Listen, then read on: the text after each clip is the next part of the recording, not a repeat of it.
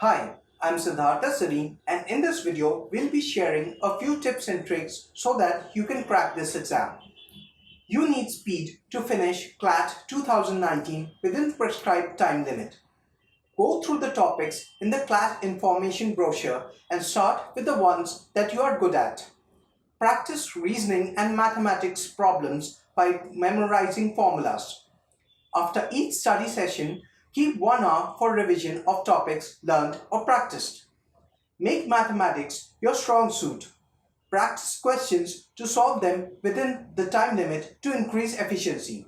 The trick here is to mug up math formulas by heart so that they come in handy while solving a problem. Become smart by attempting questions that you are sure of first. Then come to questions you're in doubt, but don't attempt them anyway. Remember, negative marking is a factor here. Therefore, only attempt a question if you really know the answer to. So, if you value the content of a video, please like, share and comment to our channel.